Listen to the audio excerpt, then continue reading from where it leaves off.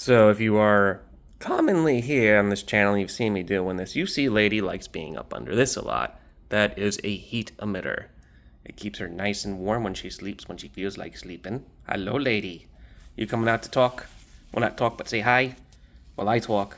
You about to shed? Look at that, you looking all... So when they start brightening up in color like that, I call it looking ashy, they are about to go through a shed.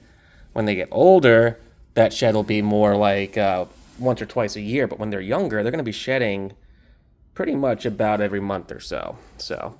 They are insectivores. I have that little thing there, not for her. Those are for the isopods and springtails to eat, so that they keep cleaning up her messes real nice. Because I don't want to take up the dirt. This is live bamboo. And then I also have the UVB. The UVB, that's a controversial thing when it comes to leopard geckos. Some people say it's needed. Some people say it isn't. I do it mostly for the plants and stuff, and little lady here benefits from that. But that is, from what I understand, not 100% needed for their care. A UVA or some form of lighting to let them know when day and night time's coming around. They do want their day and night cycles. They do want to have that. They want a sense of what they would have in the wild. So if not a UVB, maybe a UVA by the window. They spend a lot of their time during the day underground in the wild. I know I said I was going to talk about that too much, but yeah, they're terrestrial, but they're almost fossorial, which means they're underground or in caves a lot. But they don't climb amazingly well. Some might think they can, but they do their best. But they are considered a terrestrial creature. In the wild, they don't live super long, but with you, they can live up to about 20 to 25 years. So get ready for that when you take them in. Now, another thing I do that's a little bit different from what people might be told when they first get leopard geckos is I leave calcium powder out like this. Leopard geckos are one of the few species of animals, reptiles, whatever, that will identify calcium in its powder form and eat it. They are insectivores, so no fruits and no veggies for them. If you try giving them that, if you force that into their system, it can cause all sorts of problems.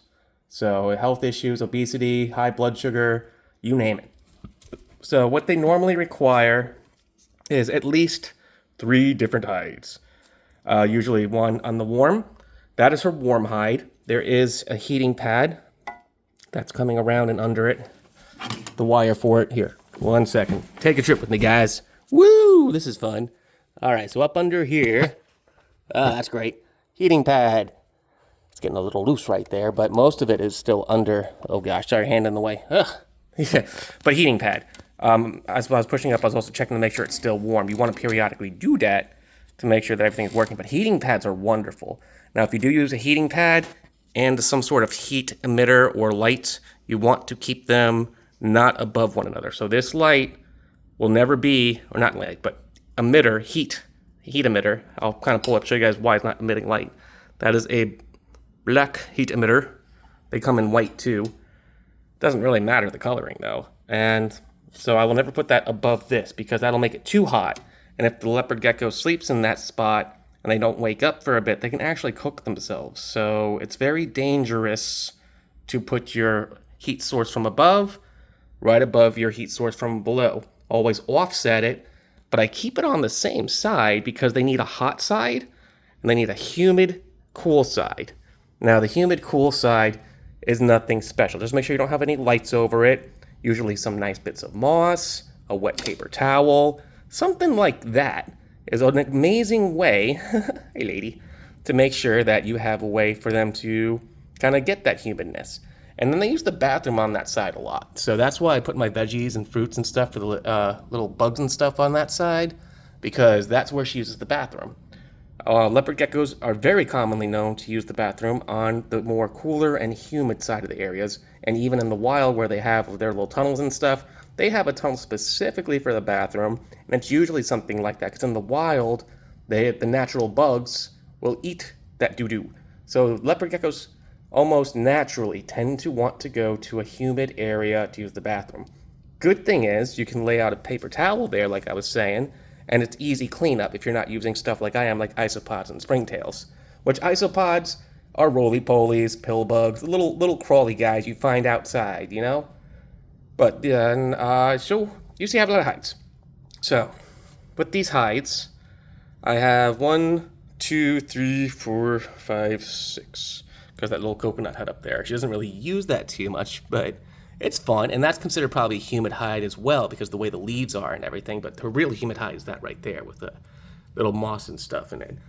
And because it's also, well, that one too. So she's got 2 humid hides technically because the way the water overflow. I always pour the water to overflow at her dish. I do use dechlorinated water. I have pretty much dechlorinator I use on the water I get from the sink because where I'm from, there's chlorine in them waters. Clearing up some cobwebs here and there when we talk. But yeah, so that is basic care right there. Some of the stuff I have is a bit more advanced, like the isopod springtail thing, which is why I'm not getting too deep into that right now.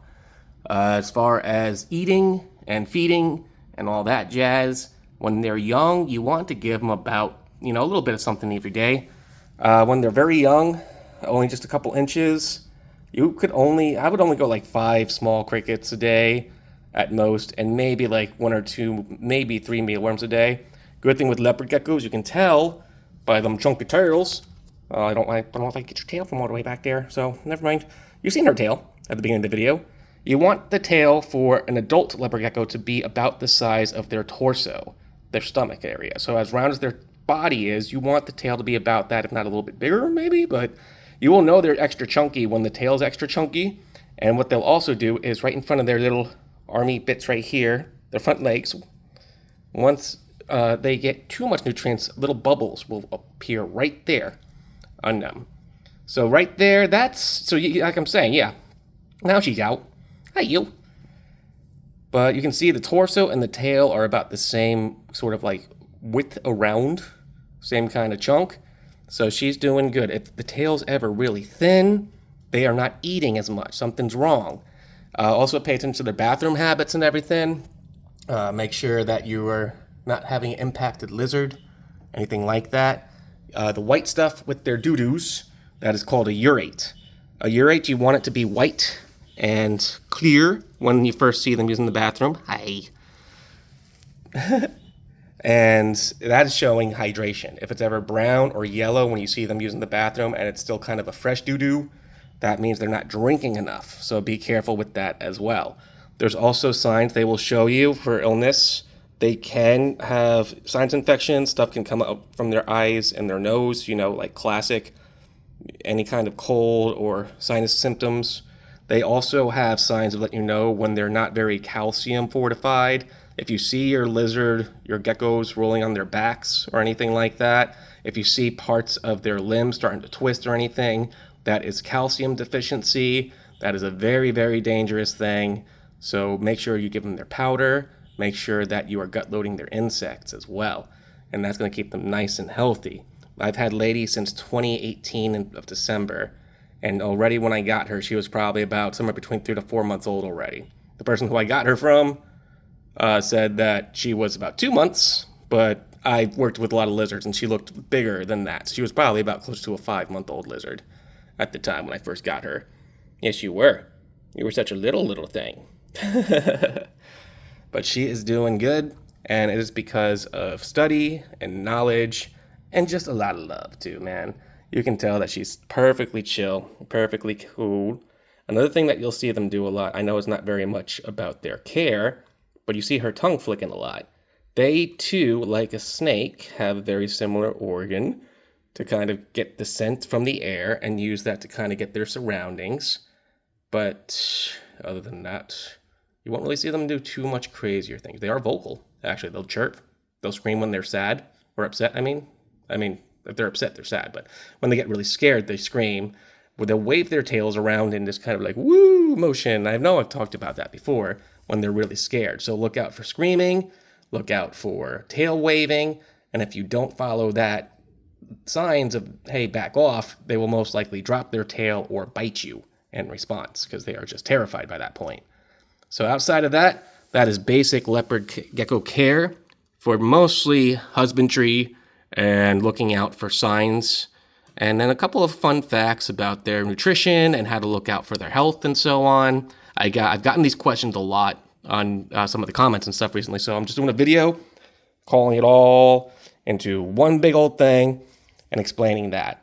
And then some more videos might come out explaining more about how they are in the wild and stuff, which might help us understand why they act the way they do when they're in captivity with us and so on, and why it's best to keep them by themselves. But there's also ways to pair leopard geckos up. You just have to be very careful about it. And it does take a lot of learning and a big tank to do it. So for today, it's just little lady here and myself saying thank you for watching. Hopefully this helps you guys with your leopard gecko care. As always, have a good one and peace out.